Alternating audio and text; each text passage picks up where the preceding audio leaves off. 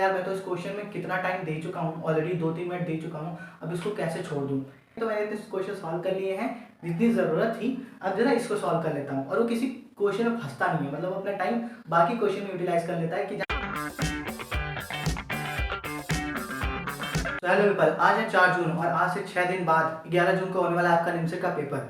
तो आपने एक साल से जो तैयारी करी है, अब उसका फाइनली डे आ रहा है जहाँ पे आपका अब रिजल्ट शो होगा कि आपने कितनी तैयारी करी है और आपने कितनी मेहनत करी है। जब इस एग्जाम का रिजल्ट आएगा दो ही चीज होगी, या तो आपको एनआईटी मिलेगा या तो आपको एनआईटी नहीं मिलेगा। और आपका जो भी रिजल्ट आएगा it will just be the reflection of जितना भी आपने एफर्ट और टाइम पुट किया होगा इस एग्जाम को क्रैक करने के लिए। तो बिल्कुल भी डिसहार्टेड नहीं होना है, you just have to accept the thing कि भाई मैंने इतनी मेहनत करी थी, उसके हिसाब से मेरा ये रिजल्ट आया। अब रैंक की बात कर लेते हैं। आपका जो भी रैंक आएगा उसके बेस पे आपको एनआईटी मिलेगा। एंड आई होप कि आपने निमसेट एग्जाम के साथ साथ आपने बाकी कॉलेजेस के भी एग्जाम्स के फॉर्म भरे होंगे। अपना पूरा एफर्ट देने की कोशिश करो, क्योंकि आपने इसके लिए एक साल मेहनत करी है। फॉर दोज जिनको लगता है कि यार मैंने तो मेहनत बहुत करी थी, अब तो मैं सब भूल गया, सो इट्स जस्ट कि अभी एग्जाम आ गया है, पास में आ गया तो आपको डर लग रहा है, बाकी ऐसा कुछ नहीं है। जब एग्जाम में बैठोगे तब आपको सब याद आ जाएगा कि अच्छा इस चीज़ का ये फॉर्मूला था। अब आपका एग्जाम 11 को है, तो आपको 10 को कुछ भी नया चीज़ पढ़ने की जरूरत नहीं है। 10 क्या अभी भी कुछ भी नया चीज़ पढ़ने की जरूरत नहीं है, बस जो आपने पहले पढ़ा था उसको रिवाइज करना है। अगर आपने मेरी पिछली कुछ वीडियोस देखे होंगे उसमें मैंने बताया है कि जब आप मॉक टेस्ट पेपर सॉल्व करते हो उस टाइम जो क्वेश्चन फंसते थे जो हार्ड लगते थे आपको, उस क्वेश्चन को एक कॉपी पे नोट करना था। अब वो टाइम आ गया जब उस कॉपी को पलटना है कि भाई ये क्वेश्चन थे जिसमें मुझे लगता था कि मैं ये सॉल्व नहीं कर पाऊंगा और मुझे हार्ड लगते थे वो क्वेश्चंस, उन्हीं क्वेश्चंस को रिपीट करने, बिकॉज जो बाकी सॉल्व हो जाते थे उसमें तो आपको कोई रिवीजन की जरूरत नहीं और उसमें ये सोचने की जरूरत नहीं कि मैं कहाँ फंसता था, बट अब यही क्वेश्चन बताएंगे कि भाई तुम यहाँ पे फंसते थे। तो आप उन क्वेश्चंस को देखना स्टार्ट कर दो कि अगर ये क्वेश्चन आता है तो कौन सा कॉन्सेप्ट यूज होगा, कौन सा फॉर्मुला यूज होगा और इस क्वेश्चन में क्या करना है। उसी कॉपी को तुम्हें अब 6 दिन रिवाइज करना है। बाकी आते हैं हमारे इंग्लिश एंड रीजनिंग पे, इंग्लिश रीजनिंग एंड कंप्यूटर्स पे। तो आई होप कि आपने 1 महीने पहले 2 महीने पहले बुक्स पढ़ने स्टार्ट कर दिए होंगे। मतलब मॉक पेपर्स अगर सॉल्व कर रहे हो, अगर लास्ट के प्रीवियस पेपर सॉल्व कर रहे हो तो उसमें उससे आपका कंप्यूटर इंग्लिश बहुत ही आराम से निकल जाएगा। रीजनिंग में थोड़ा सा फंसता है, जो कि मैंने एक शेड्यूल बनाया था for cracking the NIMCET for 1 year.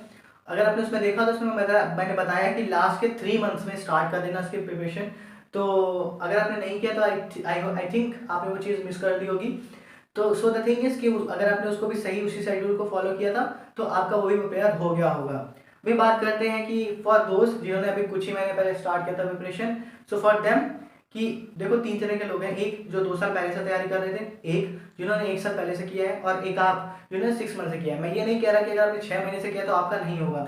Her person की मेंटल कैपेबिलिटी अलग अलग हो सकती है। हो सकता है कि जो पर्सन 1 साल से तैयारी कर रहा है आप उस चीज को 6 महीने में भी कर सकते हो। बट द थिंग इज कि अगर आपका नहीं होता है you don't have to get disheartened. It just कि आपको जितने एफर्ट्स चाहिए थे उस एग्जाम को क्रैक करने के लिए आपके तरफ से उतना एफर्ट नहीं गया। फॉर दोस्त जिन्होंने 1 साल से प्रिपरेशन करी है और उन्हें लग जाता है, फॉर एग्जाम्पल अगर ऐसा हो जाता है कि रिजल्ट आपके हिसाब से नहीं आता है, डोंट गेट डिसहार्टेड, बिकॉज ये होता है, ठीक है। एग्जाम में सिर्फ ऐसा नहीं होता कि सिर्फ आपकी मेहनत काम आती है, कई बार लक होता है, कई बार होता है कि हम बहुत ज़्यादा प्रेशर ले लेते हैं, उस प्रेशर में हम अच्छी चीज़ भी खराब कर देते हैं। तभी मैं कह रहा हूँ कि अगर 11 को पेपर है तो 10 तारीख को कोई भी बहुत ज़्यादा प्रेशर या बहुत ज़्यादा नई चीज़ें सीखने की जरूरत नहीं है। आप शायद जाओगे 2-3 लोगों के साथ जाओगे, वहाँ पे कई पर्सन आपको मिलेंगे जो नई नई चीज़ें पढ़ रहे होंगे, फिर आपको लगेगा ये तो मैंने पढ़ा ही नहीं। तो आपको उस चीज़ से परेशान नहीं होना है। आपको जितनी ज़रूरत थी आपको पढ़ के जा चुके हो, उस पर्सन ने पढ़ा है उसको पढ़ने दो, कोई बात नहीं। अब तो मेरा एग्जाम आ गया है, अब 1 घंटे में मैं कोई भी नई चीज़ नहीं पढ़ने वाला हूँ।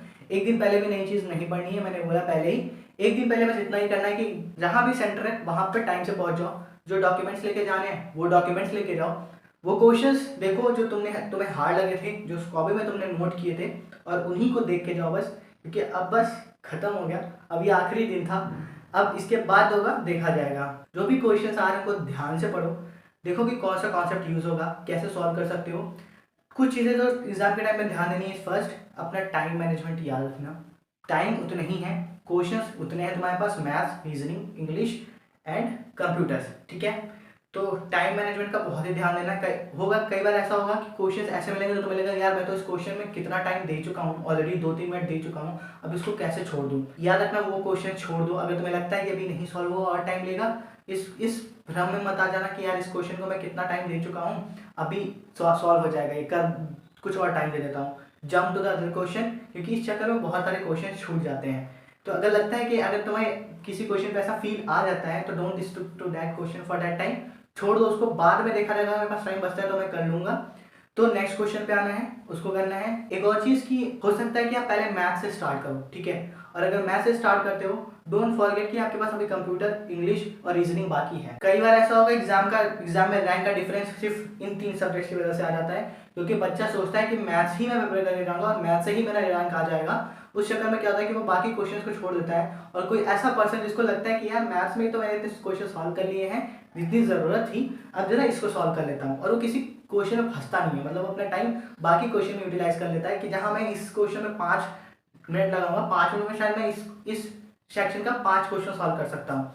तो कई बार वो सेक्शन है ना, डिफरेंस लेके आ जाता है रैंक में। आपको ध्यान देना है कि आप अगर मैथ्स में कहीं फंस रहे हो या कोई क्वेश्चन फंस गया, don't stick to just maths, बाकी जो सेक्शन है उस पर भी ध्यान दो, बिकॉज वो आपके रैंक को बहुत ज़्यादा इंप्रूव कर सकते हैं। तो ये चीज़ ध्यान रखना, time management and all the sections you have to attempt. अब दूसरी चीज़, कोई भी ऐसी कोशिश मत करना कि मैं पूरा पेपर सॉल्व करके आऊँगा, 120 के 120 क्वेश्चंस करके आऊँगा। ये सबसे बड़ी गलती करते हैं बच्चे कि भाई मैं तो पूरा पेपर सॉल्व करके आऊँगा, और उस चक्कर में क्या होता है कि वो पेपर अपना खराब करके चले जाते हैं। तुम्हें पूरे क्वेश्चंस नहीं सॉल्व करने हैं, तुम्हें उतने ही क्वेश्चन सॉल्व करने हैं जो तुम्हें एक एनआईटी दिला दे, क्योंकि तुम्हें एनआईटी में सिर्फ एक सीट चाहिए अपने लिए, तुम्हें पूरे परिवार के लिए अपनी सीट नहीं चाहिए, और न तुम वहाँ पे कोई बहुत बड़े महाराजा बन के जाओगे।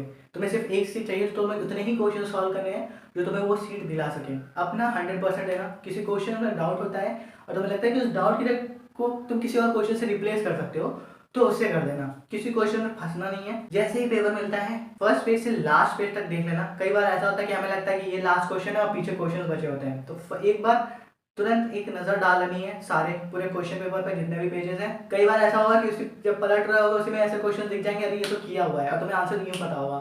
Mark that. सेकेंड थिंग कि जब भी क्वेश्चन सॉल्व करते हो, बहुत बच्चे ऐसा करते हैं कि अपने क्वेश्चन पेपर पे ही मार्क कर लेते हैं, सोचते हैं कि वो जिसमें फिल करते हैं, राइट, अब भूल गया, जिसमें अपने सर्कल्स फिल करते हैं उसको वो बाद में करते हैं। तो वो नहीं करना है आपको। आपको क्वेश्चन सॉल्व करना है, तुरंत उस पर मार्क करते जाओ, क्वेश्चन सॉल्व करो फिर मार्क करते जाओ। ये गलती मत करना, क्योंकि होता है कि तुमने क्वेश्चन पेपर तो सॉल्व कर लिया, अब उसमें मार्क करना बच गया, लास्ट में अब टाइम बचा ही नहीं, और कोई तुम्हें एक्स्ट्रा टाइम नहीं देगा, 1 मिनट से ज़्यादा नहीं मिलेगा। जैसे तुम्हारे 2 घंटे खत्म होंगे, तुम्हारे एग्जामिनर बोल देगा कि कीप योर पेन्स डाउन, और तुम्हें पेन अपना डाउन कर देना है, उसके बाद तुम कुछ नहीं कर सकते हो।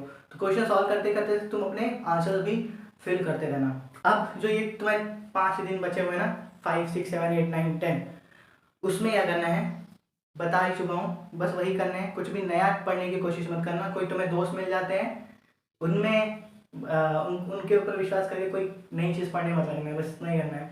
नेगेटिविटी से दूर रहो। कोई कहता है ये बहुत कठिन है, ये ऐसा हो जाएगा, ऐसा हो जाएगा, मत करो, मत विश्वास करना, क्योंकि तुमने 1 साल पहले से अपनी तैयारी शुरू कर दी थी, और अब तुम्हें पता है कि तुम्हारा लेवल क्या है, तुम्हें पता है कि तुम एग्ज़ाम क्रैक कर सकते हो या नहीं कर सकते हो।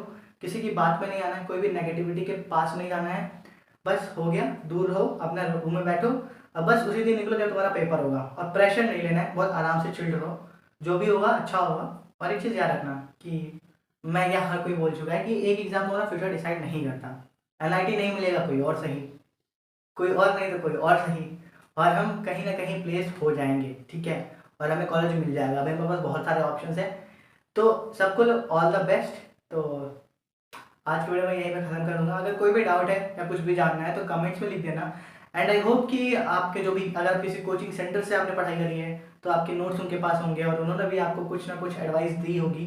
उनके एडवाइस को फॉलो करना, क्योंकि आप उनको 1 साल से फॉलो करते आ रहे हो, और आज एक हफ्ता, लास्ट के 1 हफ्ते हैं, अभी भी उनकी एडवाइस ज़रूर सुनना। तो ऑल द बेस्ट, एंड तब तक के लिए bye bye, take care, keep smiling.